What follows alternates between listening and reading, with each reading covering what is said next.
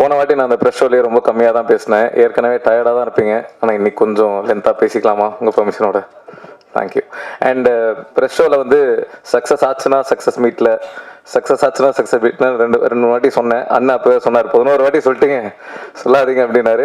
நான் நீங்கள் சொன்ன மாதிரியே வந்துருச்சுன்னா அதுக்கு ரொம்ப நன்றி. Thank you so much. ஸோ படம் ரிலீஸ் ஆகி இன்றைக்கி 6வது நாள். இன்னும் 6 நாள் தான், அதுக்குள்ளே என்ன சக்ஸஸ் மீட்டு? சில பேர் 2 நாள்லேயே பண்ணுவாங்க, 3 நாள்லேயே பண்ணுவாங்க. ஆனால் ஓகே, இது 6வது நாள் அப்படின்னும் போது எதனால் இது எங்களுக்கு சக்ஸஸ் மீட் அப்படின்னா, ஹாட்ஸ்பாட் 1 வந்து கம்மியான தேட்டர்ஸில் தான் ரிலீஸ் ஆச்சு. 5 வாரம் ஆன தேட்டரில் ஓடிச்சு, நல்ல ரெஸ்பான்ஸ் இருந்தது. அந்த 5 வாரம் ஹாட்ஸ்பாட் 1 வந்து மொத்தமாக அதோட லைஃப் டைம் கலெக்ஷன் எவ்வளோ இருந்ததோ அதுக்கு டபுள் மடங்கு இது முதல் 4 நாள்லேயே பண்ணிருச்சு. ஸோ மண்டே வரைக்குமே அது பண்ணிருச்சு. ஸோ அந்த வகையில் எங்களுக்கு இது சக்ஸஸ் தான். அதனால சக்ஸஸ் மீட் கான்ஃபிடென்ட்டாக தைரியமாக பண்ணுறோம். அண்ட் இந்த சக்ஸஸ்க்கு மிக முக்கியமான காரணம் நம்ம டிஸ்ட்ரிபியூஷன் சைடில் Senthil sir, 5 star Senthil sir. ஒரு கரெக்டான ஒரு நல்ல டிஸ்ட்ரிபியூட்டர் எவ்வளோ முக்கியம் அப்படின்றது இந்த படம் மூலமாக எங்களுக்கு தெரிஞ்சிருக்கு. ரொம்ப நன்றி சார், தேங்க்யூ. ரமேஷ் அண்ணாவுக்கும் ரொம்ப நன்றி, தேங்க்யூ. ஸோ அப்படியே எல்லார பற்றியும் பேசுகிறேன். முதல்ல எடிட்டர் முத்து. நான் வந்து எப்படி அப்படின்னா, இன்னைக்கு ஷூட் பண்ணோம் அப்படின்னா 9 to 6 கால் ஷீட் அப்படின்னா நைட்டே போய் எடிட் பார்க்கணும் சார். ரஷ் இல்லாமல் கன்வெர்ட் ஆகிட்டு வரணும், அதெல்லாம் எனக்கு தெரியாது, எனக்கு பார்க்கணும் அப்படின்னு. அடுத்த நாள் காலையிலேயே போய் பார்க்கணும் அப்படின்ட்டு உச்சக்கட்டமாக அவனை டார்ச்சர் பண்ணி சாவடிச்சு இன்னைக்கு வரல, அவன் வேற ஏதோ ஒர்க்கில் இருக்கான். ஸோ அதனால அவனுக்கு ரொம்ப நன்றி. ஏன்னா இந்த கதையை நீங்கள் பார்த்துருப்பீங்க, 3 கதை. இதில் இந்த ஆர்டரே நாங்கள் நிறைய வாட்டி மாற்றிருப்போம். அதாவது இப்போ கடைசி கதையாக இருக்கிற அஸ்வின் கதை வந்து முதல்ல 2வது கதையாக இருந்தது. ஃபர்ஸ்ட் கதையாக இருந்த ரக்ஷன் ஆதித்யா பாஸ்கர் கதை கடைசி கதையாக இருந்தது. இந்த ஆர்டர் திடீர்னு நைட்டு ஒரு 2 மணிக்கு கால் பண்ணுவேன். கால் பண்ணிட்டு மொத்தம் எனக்கு ஒன்று தோணுது, அந்த கதையை இங்கே போட்டு இந்த கதையை இங்கே போடலாமா அப்படின்ற மாதிரிலாம் கிட்டத்தட்ட ஒரு எத்தனை வாட்டி மாற்றணுன்றது எங்களுக்கே தெரியல, அத்தனை வாட்டி மாற்றிருப்போம். ஸோ அதெல்லாம் பொறுமையாக பொறுத்துக்கிட்ட முத்தையன் அவர்களுக்கு ரொம்ப நன்றி, எடிட்டர். அதுக்கப்புறம் டிஓபி ஜெகதீஷ் அவர்கள். ஹாய் சொல்லிருங்க, யாரும் தெரியும். ஜெகதீஷ் வந்து 2 டிஓபி இதில், அதில் ஒருத்தர் ஜெகதீஷ், இன்னொருத்தர் ஜோசப். ஜெகதீஷ் வந்து எப்படின்னா, டெய்லி ஷூட்டிங் அப்போ விக்கி இந்த எக்யூப்மெண்ட்லாம் வேணும், சரி ஓகே ரைட்டு, ஆனால் அதெல்லாம் கிடைக்காது ப்ரோ, நாங்கள் கொடுக்குற எக்யூப்மெண்ட்ல நீங்க பண்ணுங்க. எதுல விக்கி ஷூட் பண்ணலாம்? ஐபோன்ல ஷூட் பண்ணா நல்லா இருக்கும்னு நினைக்கிறேன். யோ டார்ச்சர் பண்ற. அவர் கேட்ட எதையுமே நாங்க கொடுத்ததில்ல. இன்ஃபேக்ட் லொகேஷன் வந்து ஒரே ஒரு சீன், அந்த எம்எஸ் பாஸ்கர் சார் ஃபோன் பண்ணி அந்த ஃபோன் கால் சீன் ஒன்று வந்து ரெட் ஹில்ஸ் பக்கத்தில் ஒரு ரோட்ல நைட் எஃபெக்ட்ல ஷூட் பண்ணோம். அது ரொம்ப டார்க்கா இருக்கும் அந்த ஏரியா. இந்த லொகேஷன் தான் அப்படி நான் சொல்லிட்டேன். அது எதனால சொன்னேன் அப்படின்னா, அது வந்து என் ஒய்ஃப் வீட்டுக்கு பக்கத்து தெரு.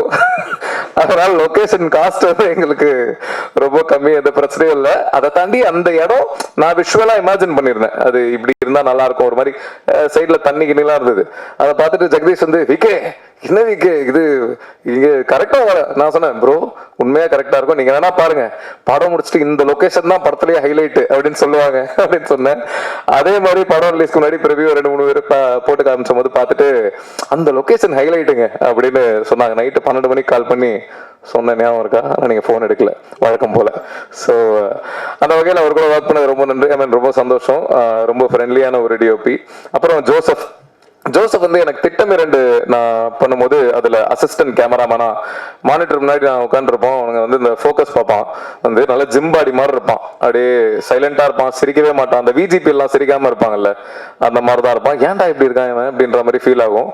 அங்கே இருந்து 2019 நினைக்கிறேன், அங்கேருந்து இப்போ 2026, இப்போ எனக்கு என் லைஃபோட ஒன் ஆஃப் மை பெஸ்ட் ஃப்ரெண்ட்ஸில் ஒருத்தனா அந்த அளவுக்கு மாறி இருக்கும். அண்ட் இந்த படத்துல அவனை டிஓபியா போடும்போது ஒரு சில பேர் அவனை பயங்கர நெகட்டிவாலாம் பேசினாங்க முன்னாடி. ஸோ அவங்களுக்கு நீ வந்து ப்ரூவ் பண்ணிட்ட ஜோசப், அது எனக்கும் சந்தோஷம். தேங்க்யூ. அண்ட் இது வரைக்கும் நான் ஒர்க் பண்ண டிஓபிலேயே அமேசிங்கான ஷார்ட் டிவிஷன் சென்ஸ் இருக்கிறது ஜோசப்க்கு தான். இது வரைக்கும் நான் ஒர்க் பண்ண டிஓபியில் சொல்கிறேன். அது இன்னும் நிறைய. இன்ஃபேக்ட் அஸ்வின் கதைலாம் நீங்கள் நம்ப மாட்டீங்க, அதெல்லாம் கிட்டத்தட்ட நாங்கள் வந்து ஒரு 0 பட்ஜெட்டில் தான் சோனி எஸ்1 ஷூட் பண்ணுமா, சோனி FX3 ஷூட் பண்ணோம். கிட்டத்தட்ட அந்த அஸ்வினோட அந்த கதையில் இருக்கிற வீடு வந்து என் ஒய்ஃபோட வீடு. ஸோ எக்யூப்மெண்ட் எல்லாம் வெறும் ட்ராக் அண்ட் ட்ராலி இவ்வளோதான் அப்படின்ற மாதிரி. ஆனால் அப்படி எடுத்து அந்த கதை இவ்வளோ ஒர்க் ஆயிருக்கு அப்படின்னு நினைக்கும் போது ரொம்ப ரொம்ப சந்தோஷமா இருக்கு. ஸோ அந்த பெருமைகள் ஜோசப் அவர்களுக்கு தான் சேரும். தேங்க்யூ. அண்ட் அடுத்தது வந்து இபி பிரியன். பிரியன் வந்து என்னோட உயிர் நண்பன். 2011 நான் பேச்சுலர்ஸ் ரூம்ல அப்பதான் பழக்கம். அப்போ வந்து இவன் என்னோட லைஃபோட ஒரு மிக முக்கியமான ஒரு நண்பன், தம்பி, சில நேரங்கள் அண்ணா மாதிரி பிஹேவ் பண்ணுவான். ஸோ எல்லாமே என் ஃபேமிலியில் ஒருத்தன், என் வீட்டில் ஒருத்தன். ஸோ அவன் இப்போ இபியா இந்த ஹாட்ஸ்பாட் 1ம் சரி 2ம் சரி இருந்திருக்கான்.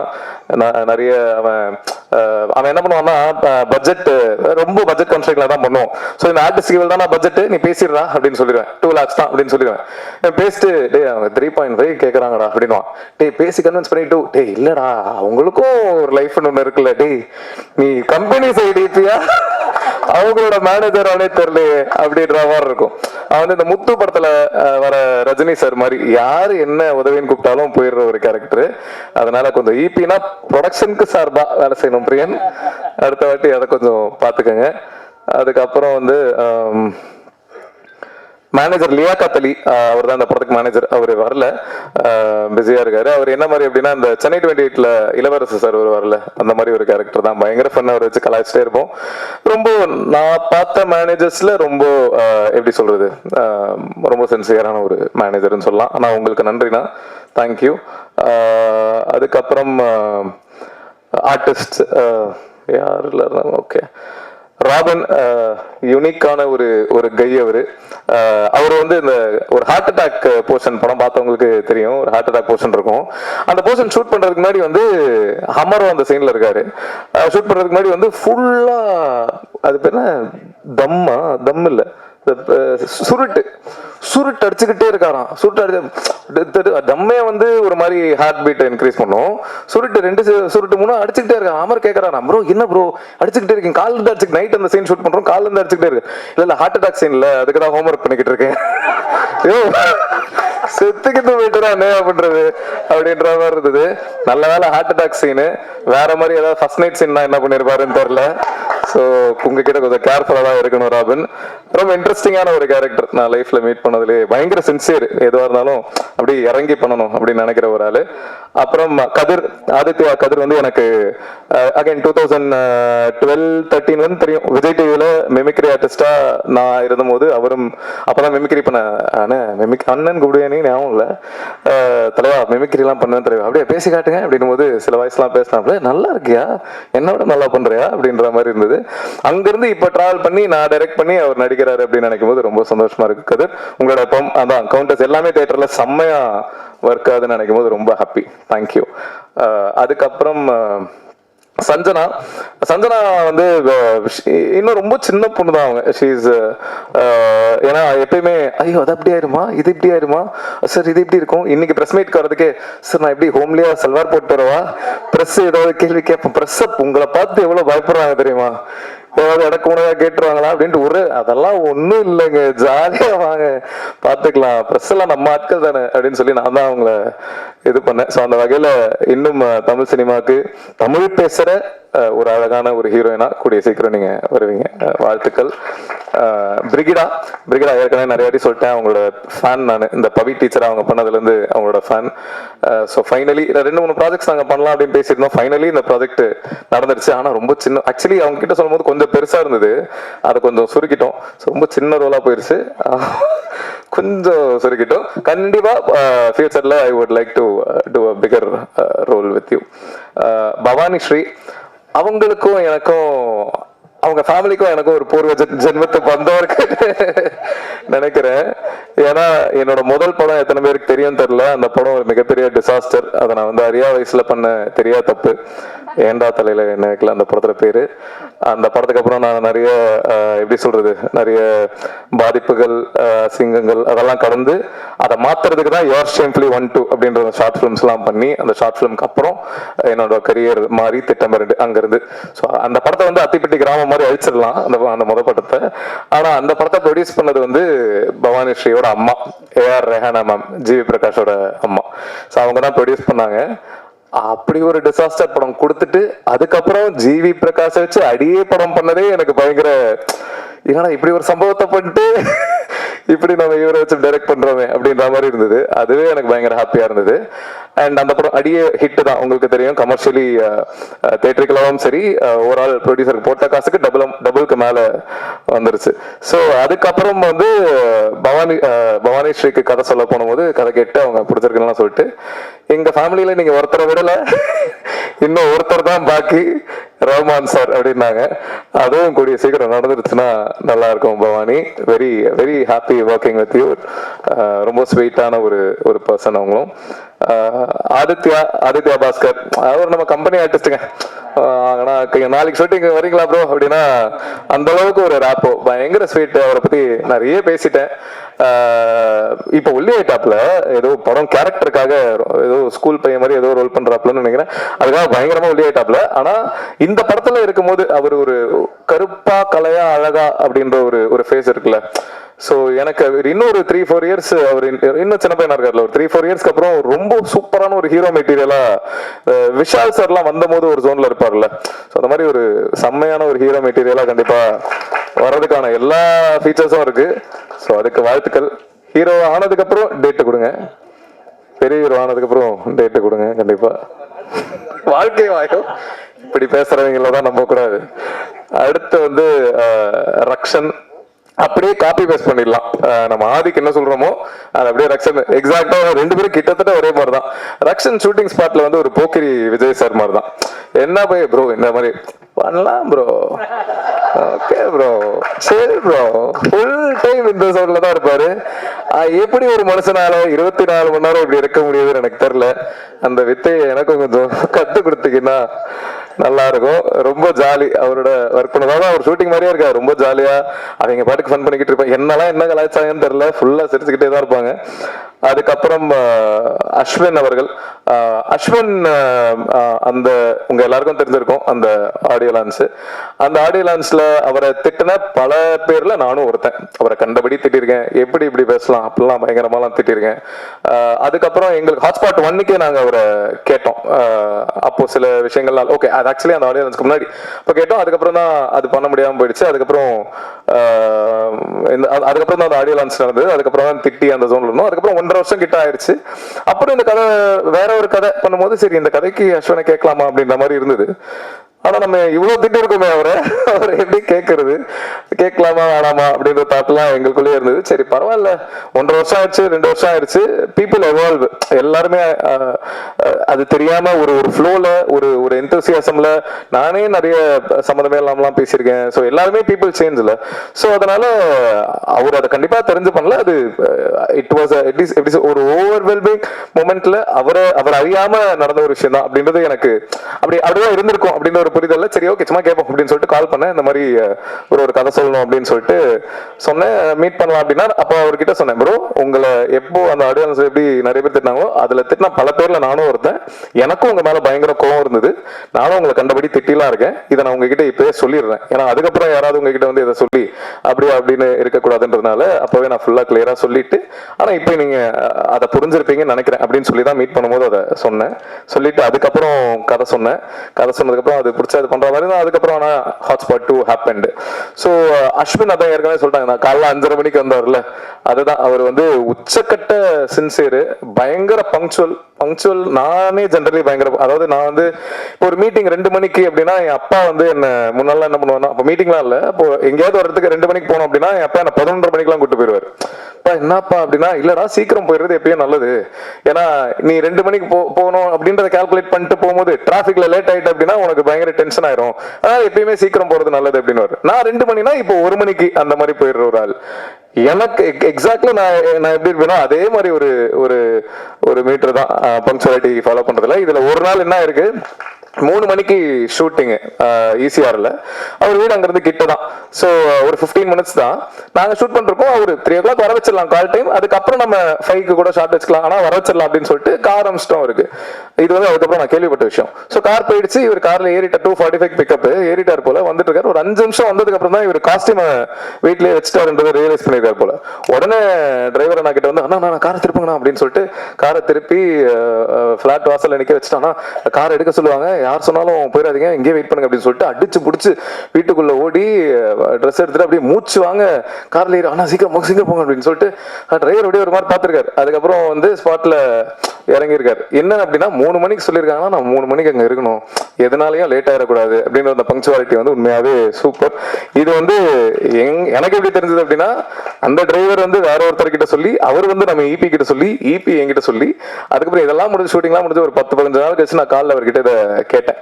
கேட்கும்போது ப்ரோ என்ன ஏதாவது ஆள் வச்சு ஃபாலோ கீழே பண்றீங்களா, எப்படி இதெல்லாம் உங்களுக்கு அப்படின்னா, இல்லை ப்ரோ சினிமாவில் அதெல்லாம் தெரிஞ்சிரும்ல அப்படின்ற மாதிரி தான் இருந்தது. ஸோ இந்த sincerity will take you places bro. அவர் பார்க்கறதுக்கு தான் கொஞ்சம் சீன் போடுற மாதிரி, ஜென்ரலாகவே கொஞ்சம் அப்படி என்னையுமே ஸ்கூல் டைம்லலாம் அப்படி காலேஜ் டைம்லலாம் சொல்லியிருக்காங்க, நீங்க சீன் போடுற ஆளுன்ற மாதிரி நினச்சேன், பழகினதுக்கு அப்புறம் தான் தெரிஞ்சது நீ ஒரு டம்மி பீஸ்ன்னு அப்படின்னு. அந்த மாதிரி தான் அவர் டம்மி பீஸ்ன்னு சொல்ல, பட் பார்க்கும்போது பழகிறதுக்கு முன்னாடி ஒரு எனக்கும் அப்படிதான் இருந்தது. பட் ஆனால் என்னன்னா அவர் ஒரு இன்ட்ரோவர்ட் பேசிக்கலி. ஸோ ஒரு இன்ட்ரோவர்ட் அப்படின்றதுனால அவர் ஜென்ரலாகவே introverts come across as a very rude personality, arrogant personality, அதுதான். But he is trying to change. So கண்டிப்பா ஃபைனலி அஸ்வின் இஸ் பேக் அப்படின்னு இந்த படம் மூலமா கான்ஃபிடென்ட்டா சொல்லிக்கலாம். ஏன்னா அவரோட கதைக்கும் தியேட்டர்ல பயங்கரமான ரெஸ்பான்ஸ், எல்லாம் பயங்கரமா என்ஜாய் பண்றாங்க. ஸோ அது ஏன் மூலமா நடந்திருக்கு அப்படின்னு நினைக்கும் போது எக்ஸ்ட்ரா ஹாப்பினஸ். அதுக்கப்புறம் ஓகே, இவ்வளவு பேர் நடிச்சிருந்தாலும் இப்போ சோசியல் மீடியால ட்ரெண்டிங்கா போயிட்டு இருக்கிற 2 stars, Thambi Ramaiah sir, MS Bhaskar sir, அவங்க ஆக்சுவலி அவங்கள பத்தி நிறைய எல்லாருமே பேசிட்டாங்க, நான் என்ன சொல்றதுன்னு தெரியல. அந்த லெஜண்ட்ஸோட ஒர்க் பண்ணது ரொம்ப ரொம்ப சந்தோஷம். Thank you. And finally coming to producers, Suresh அண்ணா, அவர் எனக்கு பெங்களூரில் 2013-14 பழக்கம், என்னோட ஃபேமிலி மெம்பர் மாதிரி. அதான் அண்ணா, ப்ரொடியூசரை தாண்டி ஒரு அண்ணா தான். ஸோ அவரு கூட ஒர்க் பண்ணதில் ரொம்ப நன்றி. பெங்களூர் ரொம்ப சந்தோஷம். பெங்களூர் போனால் அப்படியே பெங்களூரே நம்மளது தான் அப்படின்ற மாதிரி பார்த்துப்பாரு. ஒரு வாட்டி போய் பார்த்தீங்கன்னா தெரியும், அந்த அளவுக்கு ஒரு ரொம்ப ஸ்வீட்டான, ரொம்ப ஹாஸ்பிட்டபிளான ஒரு பர்சன். அதுக்கப்புறம் அனில் ப்ரோ, அவர் இந்த படத்துல ப்ரொடியூசரா, அவர் ஹாட்ஸ்பாட் 1 வந்து தெலுங்கு டப்பிங் ரைட்ஸ் வாங்கி தெலுங்குல ரிலீஸ் பண்ணியிருந்தாரு. ஹாட்ஸ்பாட் 2ல ப்ரொடியூசரா வந்திருக்காரு. ஒரு ப்ரொடியூசரை தாண்டி நானும் அவரும் பெஸ்ட் ஃப்ரெண்ட்ஸ் ஆயிட்டோம் அப்படின்னு சொல்லலாம். ஏன்னா டெய்லி 1 மணி நேரம் ஃபோன் பேசுவோம், ஜாலியா பேசுவோம், என்னென்னவோ கலாய்ப்போம். அவரை நான் நிறைய பிராங்க்லாம் பண்ண, கலாய்க்கலாம் செய்வேன். ஒரே ஒரு விஷயம் மட்டும் என்ன அப்படின்னா, 5 ஸ்டார் செந்தில் சார் வந்து படத்தை பாக்குறதா ரொம்ப நாளா போயிட்டு இருந்தது. அவருக்கு படம் போட்டு காட்டணும், இதுக்கு போட்டு காட்டணும் அப்படின்றது போது அவர் வந்து ஆந்திரா, நம்ம அனில் வந்து, ஸோ அவர்கிட்ட ஃபைனலா 5 ஸ்டார் செந்தில் சார் இன்னைக்கு படம் பாக்குறாரு அப்படின்ற மாதிரி ஆயிடுச்சு. அப்போ அவரை கால் பண்ணி சொல்றேன், ப்ரோ படம் பாக்குறாங்க ப்ரோ, பார்த்துட்டு இருக்காங்க, இப்போ செந்தில் சார் பாக்குறாரு. அப்படியா ப்ரோ, சூப்பர் ப்ரோ, ஒரு படம் பிடிச்சிருமா, வாங்கிடுவாரா? இல்ல ப்ரோ பிடிக்கும் தான் நினைக்கிறேன், நான் வாங்கிடுவாரான்னு நீங்க கேக்குறீங்க. இல்ல ப்ரோ செந்தில் சார் பாக்குறாருன்னு சொன்னீங்களே, வாங்கிடுவாரா? ஆமா ப்ரோ செந்தில் சார் பாக்குறாரு ப்ரோ, ஆனா ஏன் ப்ரோ வாங்கணும்? இல்ல ப்ரோ அவரு 5 ஸ்டார் செந்தில் சார் அவரு டிஸ்ட்ரிபியூட்டர் வாங்குறதுக்கு ப்ரோ, அவர் இல்ல ப்ரோ கவுண்டமணி சாரோட நடிப்பார்ல செந்தில் சார், அந்த செந்தில் சார் பாக்குறாரு ப்ரோ. ப்ரோ அவரு ஏன் ப்ரோ நம்ம படத்தை பார்க்கணும் அப்படின்னு ஒரு 10 நிமிஷம் அவரை, ப்ரோ புரியல ப்ரோ, இல்ல ப்ரோ அவர் பார்க்கணும்னு ஆசைப்பட்டாரு. அப்படியே ஒரு 10 நிமிஷம் அவரை செஞ்சுட்டு அதுக்கப்புறம் இல்ல ப்ரோ 5 ஸ்டார் செந்தில் சார் தான் பாக்குறாரு அப்படின்னு சொல்லி அவரை கலாய்ச்சிட்டு இருந்தேன். ஸோ பயங்கர பிராங்க் எல்லாம் பண்ணுவேன் அவரை. அதுக்கப்புறம் எல்லாரையும் சொல்லிட்டேனா? Okay okay. அதுக்கப்புறம் ஓகே, ஒரு முக்கியமான கேரக்டர் இன்ட்ரடியூஸ் பண்ணிடுறேன். பையன் இருக்கானா? ஓகே, ஹாட்ஸ்பாட்ல நீங்க பார்த்தவங்களுக்கு தெரியும், அதுல இந்த எண்டில் இந்த குட்டி பையனா, இல்ல வரலன்னா விட்டுரு, நதிவாழனா நடிச்சது, அந்த குட்டி பையனா நடிச்சது என்னோட பையனா நதிவாழன். சரி அவனை காட்டலாம்னு நினைச்சேன், பட் ஆனா கொஞ்சம் கிராங்கியா இருக்கான், அதனால அவனை விட்டுலாம். மற்றபடி ஹாட்ஸ்பாட் டூ மச். அதான் நாங்கள் வந்து 24 டேஸ்ல ஷூட் பண்ண படம் இது. ஓவரால் ஹாட்ஸ்பாட் 1 கிட்டத்தட்ட 24 டேஸ் தான் ஷூட் பண்ணோம்னு நினைக்கிறேன். ஸோ 24 டேஸ்ல ஷூட் பண்ணியிருக்கோம். அண்ட் நல்ல ரெஸ்பான்ஸ் மக்கள் மத்தியில் வந்துட்டு இருக்கு, எல்லாரும் பயங்கரமா என்ஜாய் பண்ணிருக்காங்க. இப்படி நினைக்கும் போது ரொம்ப சந்தோஷமா இருக்கு. ஸோ பிரஸ் எல்லாருக்கும் ரொம்ப ரொம்ப நன்றி, இதை மக்கள் கிட்ட கொண்டு போய் சேர்த்திருக்கீங்க. அதுக்கப்புறம் என்னடா ஓகே, அதுக்கப்புறம் குறிஞ்சி சார், அவருக்கு கண்டிப்பா நன்றி சொல்லி ஆகணும். ஏன்னா என்னோட எல்லா படத்துலையும் நீங்க நோட்டீஸ் பண்ணிருந்தீங்கன்னா தெரிஞ்சிருக்கும், ஃபர்ஸ்ட் தேங்க்ஸ் கார்டு வந்து தேங்க்ஸ் டு குறிஞ்சி சார் அப்படின்னு இருக்கும். அவர் யாருன்னா 2013ல நான் வந்து என்னோட முதல் ஷார்ட் ஃபிலிம், முதல் கனவேன்னு ஒரு ஷார்ட் ஃபிலிம், நான் எதுவுமே பண்ணல. அப்போ எனக்கு ஜப்பான் போயிருந்தபோது அவர் பழக்கம், அவருக்கு என்ன பிடிக்கும் அப்படின்றதுனால இந்த ஷார்ட் ஃபிலிம் கேட்டிருந்தேன், ப்ரொடியூஸ் பண்றதை கேட்ட போது எதுவுமே கதை கூட கேட்காம என்ன நம்பி 2 லட்சம் அந்த டைம்ல கொடுத்த குறிஞ்சி சாருக்கு ரொம்ப நன்றி. ஏன்னா அவர் அப்போ கொடுக்கல அப்படின்னா இப்போ ஹாட்ஸ்பாட் 2 வரைக்கும் வந்திருக்காது. ஸோ குறிஞ்சி சாருக்கு ரொம்ப நன்றி, ரொம்ப ரொம்ப நன்றி. For ever I will be grateful for that sir. Life எல்லாம் எல்லா படத்துலையும் முதல் தேங்க்ஸ் கார்டு உங்களுக்கு தான் இருக்கும். மற்றபடி என் ஒய்ஃப் வந்திருக்கா, ரொம்ப நன்றி. அதுவாக இன்ட்ரடியூஸ் பண்ண பட் பரவாயில்ல. யா, ஸோ தேங்க்யூ. மக்களுக்கு சொல்லுங்க. கடைசியாக ஒரே ஒரு விஷயம், ட்விட்டர்ல வந்து ஓகே ஓகே இந்த ஃபர்ஸ்ட் கதை, இந்த ஃபேன் வார் வந்து யாரோ ஒருத்தரை 1 ஸ்டாரை 2 ஸ்டாரை நாங்க குறிப்பிட்டு சொல்லியிருக்கோம் அப்படின்ற மாதிரி ஒரு டாக் வந்து சோசியல் மீடியால போயிட்டு இருக்கு. அது அப்படி கிடையாது. ஜென்ரலாவே இந்த ஃபேன் வர்ஷிப் அப்படின்ற ஒரு விஷயத்தை தான் நாங்க பேசியிருக்கோம். அதை 2 ஸ்டார்ஸ் மூலமா சொன்னா அது நல்லா இருக்கும், ஈஸியா புரியுன்றதுக்காக தான் சொல்லியிருக்கோம். அதாவது இந்த ஜெனரல் ஃபேன் வர்ஷிப்ன்றது, இப்போ தோனி ஃபேன்ஸ் வந்து கோலியை திட்டுறாங்க, கோலி ஃபேன்ஸ் தோனியை திட்டுறாங்க, ஒரு மியூசிக் டைரக்டரோட ஃபேன்ஸ் இன்னொரு மியூசிக் டைரக்டர் திட்டுறாங்க. இது எல்லாத்தையுமே தான் நாங்க பேஸ் பண்ணி பேசியிருக்கோமே தவிர 1 ஸ்டாரையோ இல்ல 2 ஸ்டார்ஸையோ குறிப்பிட்டு நாங்க சொல்லவே இல்லை. ஸோ அந்த மாதிரி தப்பா ப்ரொஜெக்ட் ஆகக்கூடாது. அப்படி சில பேர் அதை அப்படி எடுத்துக்கிட்டீங்க அப்படின்னா அது அப்படி கிடையாது அப்படின்றத தெளிவுபடுத்திக்கிறேன். அதுக்கப்புறம் ட்விட்டர்ல தம்பிராமையா சாரோட அந்த போர்ஷன்ஸ் பயங்கர வைரலா போயிட்டு இருக்கு. அண்ட் அதுக்கு ஒரு சில பேர் மாற்று கருத்துக்கள் சொல்லிட்டு இருக்காங்க. அது அப்படி சொல்றதுக்கான எல்லா உரிமையும் இருக்கு. இப்போ ஒரு படம் வந்து அவங்களுக்கு பிடிச்சிருக்கு அப்படின்றது அவங்களோட கருத்து, பிடிக்கல அப்படின்றது அவங்களோட கருத்து, வர்க்காலன்றது இப்படி சொல்லலாம் அப்படின்றது அவங்களோட கருத்து. அதை நான் ட்ரூவா ரெஸ்பெக்ட் பண்றேன். ஸோ ஃபெமினிஸ்ட்ஸ் நிறைய பேர் வந்து அதுக்கு வேறு சில கருத்துக்கள் இருடா ஃபெமினிஸ்ட்ஸ் ஒரு சில பேர் சரி ஓகே, அவனை இன்ட்ரடியூஸ் இந்த கண்டென்ட் மட்டும் சொல்லிடுறேன். ஸோ ஃபெமினிஸ்ட்ஸ் ஒரு சில பேர் வந்து அதுக்கு ஒரு சில கருத்துக்கள் வந்து சொல்லிட்டு இருக்காங்க. பட் ஆனா அதான் அது அவங்களோட கருத்தா இருக்கிறது ஓகே தான். பட் ஆனா ஒரு சில பேர் வந்து படத்தை ஃபுல்லா பார்க்காம ஒரு 2 நிமிஷம்டா, பட் ஒரு சில பேர் வந்து அதான் அந்த ஃபெமினிஸ்ட் சரி வாடா சோ அந்த குட்டி பையனா படத்துல நடிச்சது வந்து இவனா நதியாதன். சொல்லுத்தாங்க டாடி, சொல்லுத்தாங்க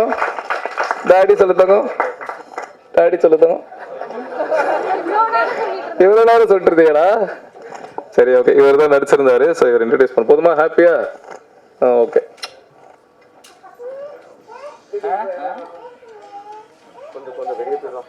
அதான் அந்த ஒரே ஒரு விஷயம் மட்டும் கிளாரிஃபை பண்ணிடணும்னு நினைச்சேன். அதான் அந்த தம்பிராமையா சார் கதை அந்த போர்ஷன் மட்டும் ஒரு சில போர்ஷன் மட்டும் கட் ஆகி இன்டர்நெட்ல வைரலா போயிட்டு இருக்கு. அது ஒரு சில பேர் பிடிச்சிருக்கு, நல்லா இருக்கு அப்படின்னு பேசிருக்காங்க. ஒரு சில பேருக்கு மாற்று கருத்து இருக்கு. அதை நான் ட்ரூவா ரெஸ்பெக்ட் பண்றேன். ஏன்னா அதான் கருத்து சொல்றதுக்கு எல்லாருக்குமே உரிமை இருக்கு. ஆனா ஒரு சில பேர் அதான் சில ஃபெமினிஸ்ட்க்கு அவங்களோட கருத்து இருக்கு. அகைன் அதையும் நான் ரெஸ்பெக்ட் பண்றேன். ஆனா ஒரு சில பேர் படத்தை ஃபுல்லா பார்க்காம வெறுமனே அந்த கட்டு மட்டும், அந்த ஒரு 2 நிமிஷம் கட்டு வீடியோவை மட்டும் பார்த்துட்டு சில சூடோ ஃபெமினிஸ்ட் அப்படின்னாலே இந்த அறவேக்காடான ஃபெமினிஸ்ட் அப்படின்னு சொல்லலாம். ஏன்னா அதுக்கு அர்த்தம் அதுதான். ஸோ அவங்க வந்து படத்தை ஃபுல்லா பார்க்காம வெறும்னா அந்த சின்ன கட்டை மட்டும் பார்த்து மாற்று கருத்துக்கள் சொல்லிட்டு இருக்காங்க. அவங்க கிட்ட நான் ஒரு விஷயம் தான் சொல்லிக்கிறேன், நீங்க படத்தை ஃபுல்லா பாருங்க. ஃபுல்லா பார்த்துட்டு அப்பவும் உங்களுக்கு வந்து படம் அப்ப பிடிச்சிருக்கு, அப்போ இல்ல கரெக்டா தான் பேசியிருக்கான், கரெக்டா தான் சொல்லியிருக்கான் அப்படின்னா ஓகே அதை சொல்லுங்க. அப்படி இல்ல அப்போ பார்த்துட்டு உங்களுக்கு ஒர்க்கால இல்ல தப்பா தான் சொல்லியிருக்கான் அப்படின்னா அதை நான் ஏத்துக்கிறேன், படம் கேவலமா இருக்கு அப்படின்னு கூட சொல்லுங்க, அதை நான் ஏத்துக்கிறேன். ஏன்னா அது உங்களுக்கு முழு உரிமை இருக்கு. ஆனா எப்படி நீ சொல்லுவ அப்படின்னு கேட்கறதுக்கு உங்களுக்கு உரிமை கிடையாது. ஏன்னா எப்படி உங்களுக்கு வந்து என்ன கேள்வி கேட்கறதுக்கு உரிமை இருக்கோ அதே மாதிரி நான் நினைக்கிறத எடுக்கிறதுக்கு ஒரு கிரியேட்டரா எனக்கு உரிமை இருக்கு. ஸோ அதை நான் இங்க தெளிவா சொல்லிக்கிறேன். நான் என் மனசாட்சிக்கு உட்பட்டு எனக்கு தெரிஞ்ச வரைக்கும் நிறைய பேர் கூட டிஸ்கஸ் பண்ணி அதை எவ்வளவு கரெக்டா எவ்வளவு தப்பா ஆகாத மாதிரி எவ்வளவு சோஷியலி ரெஸ்பான்சிபிளா எடுக்கணும்னு நினைச்சுதான் நான் எடுத்திருக்கேன். ஸோ அகைன் முன்னாடி சொன்ன மாதிரி ஸோ ஒரு கிரியேட்டரா எனக்கு அதை நான் நினைச்சதை எடுக்கிறதுக்கு எல்லா உரிமையும் இருக்கு அப்படின்றத ஸ்ட்ராங்கா சொல்லிக்கிறேன். So thank you. மற்றபடி மக்கள்கிட்ட கொண்டு போய் சேருங்க, நல்லதே நடக்கும். தேங்க்யூ. சொல்லிட்டேன். பிஆர் வேலு அவருக்கு மறுபடியும் அப்புறம் கொன்றுவா ஒத்துவார வேலு அவர்களுக்கும் நன்றி. தேங்க்யூ. இவ்வளவு நேரம் பொறுமையா இருந்த உங்க எல்லாருக்கும் ரொம்ப ரொம்ப நன்றி. சாரி மீன் என்னோட டைரக்ஷன் டீம் கிஷோர், ஏழுமலை, மாதவன், பிரபா, கஜஸ்ரீ, தபிதா, வேற அவங்க எல்லாருக்கும் ரொம்ப ரொம்ப நன்றி. ஏன்னா அவங்க தான் எல்லாருமே இப்போ ஸ்டேஜுக்கு கூப்பிடுற அளவுக்கு டைம் உங்களுக்கு பொறுமையாக இருக்காது. அதனால வேணாம் ரைட். ஸோ அதனால தேங்க்யூ ஸோ மச். ரொம்ப நன்றி. சொல்லுங்கண்ணா. கண்டிப்பா வரும்ண்ணா. வெற்றி ஆச்சுன்னா வரும்னு சொன்னேன். இப்போ வெற்றி ஆயிடுச்சு. அதனால 3 கண்டிப்பா வரும்ண்ணா. Thank you so much.